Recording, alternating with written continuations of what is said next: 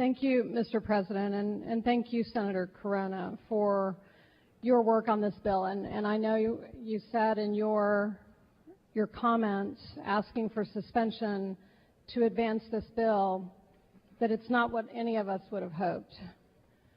And members, You're correct. You are correct. If we could please all listen for a moment. Order, please, Mr. President.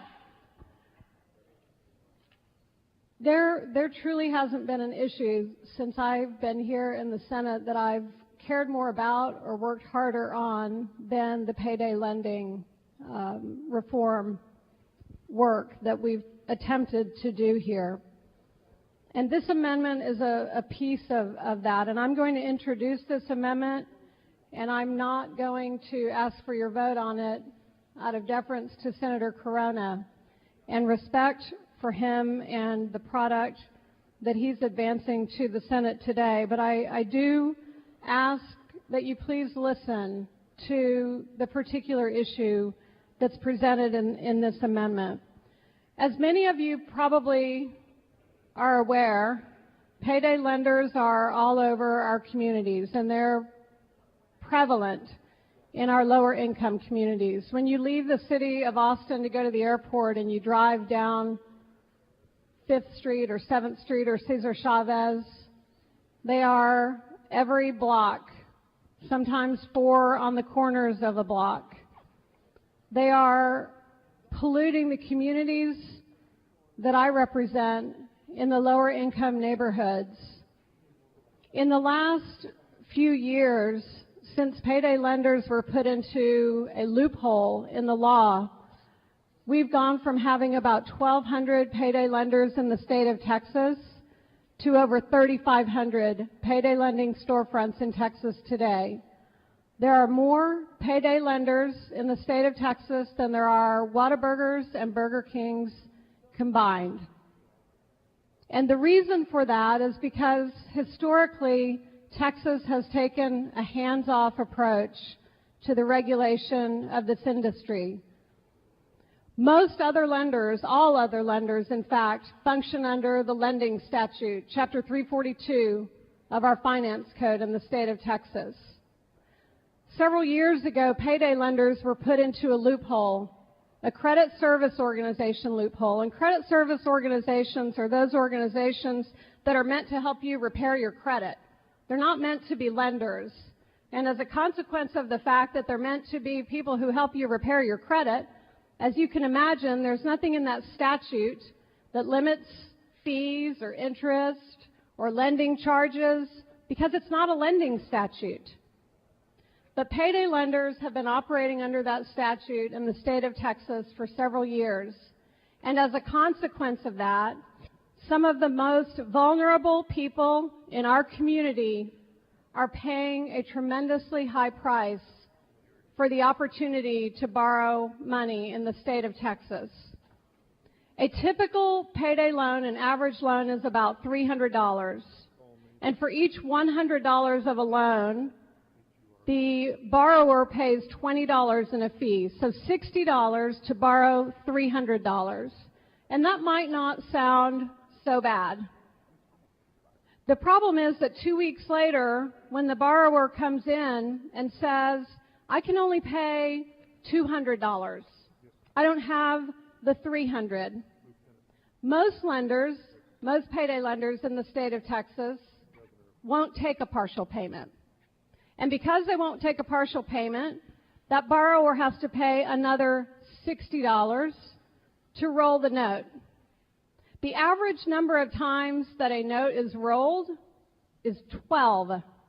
So you can imagine paying $60 12 times to borrow $300, how much a consumer is paying because they've become trapped in a payday loan. This session, all of us in our offices were met with representatives of the religious organizations, Catholic Charities, the Baptists, the Methodists, Christian Life Coalition, which is a coalition of a number of different faith-based organizations. The bishops came from all over the state of Texas and met with us in our individual districts to talk to us about what a problem payday lending is and what's happening to their congregants as a consequence of this practice.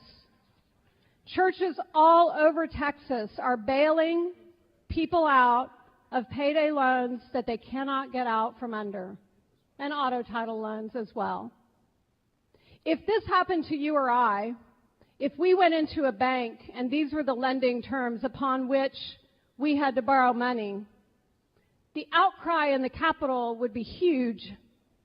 We wouldn't stand for it.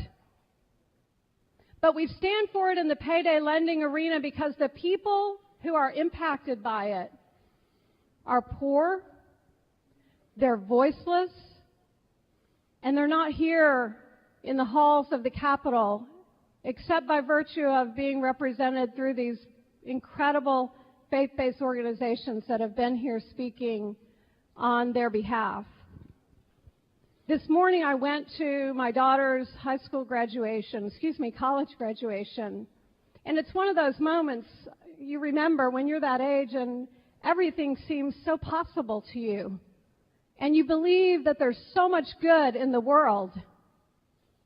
And I have to tell you, members, that on this particular issue, fighting to try to bring reform in this particular industry and watching what's happened in the halls of this Capitol and the power and the influence that the lobbyists for the payday lending industry have,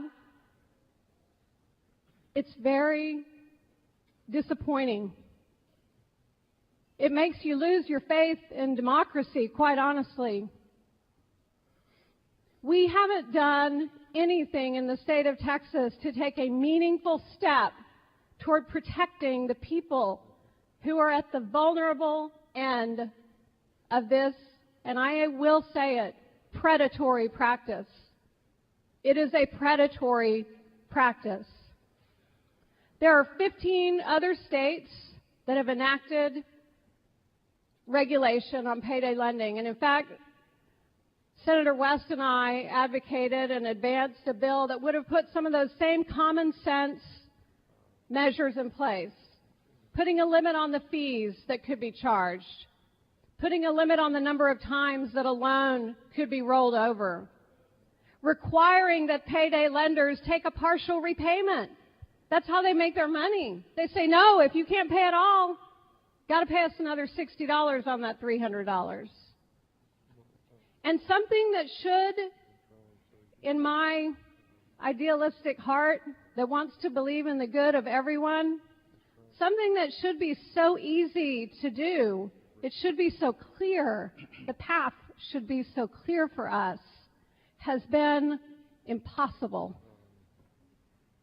And I think it says something about our system here. It's broken. It's broken when the voices of special interests have the kind of power that they have in the halls of this Capitol. And people are being hurt by it, terribly hurt by it. And we shouldn't stand for it. Today, at my daughter's graduation, one of the speakers, he was the class president who was chosen to give the student remarks at the graduation. He advised three things of his fellow students as they move forward in the world. And the third thing that he advised of them is, please don't ever have these three words in your vocabulary. I don't care. Please let's not have those words in our vocabulary, members. As it deals with an issue, it doesn't impact me personally or you. It probably doesn't impact our family members. But it impacts thousands and thousands of people in the state of Texas. And thousands of families literally are ruined by payday loans. During testimony on the bills that Senator West and I advanced in Senator Corona's committee, We had so many people who came through and told the story of how their lives had utterly been ruined as a result of a payday loan. At some of my town halls, education town halls actually, I had teachers who would come to me and tell me that they had gotten upside down in a payday loan and they didn't know what to do. I had a teacher who cried her eyes out with me one day. What Senator Corona is advancing today, and it's on behalf of work done by Representative Truitt in the House, is the smallest little advancement. In other states where payday lending has been regulated, what those states have learned is that the installment loan is a way around their regulation. And in fact, many states that started with payday lending reform, putting in fee caps and rollover prohibitions and forcing partial repayment, in many of those states they've had to come back and enact new regulation to stop installment loan lending under this same provision, one that we're actually adding to our law today in the state of Texas. We're adding something that other states are doing everything they can in their power to stop. In the state of Illinois, after they had enacted their payday lending reform, Governor Quinn just very, very recently came back in after working quite hard with his legislature, and they passed installment loan reform because they had to come back in and address this very problem. It was just payday lending in another costume, essentially. And in that capital,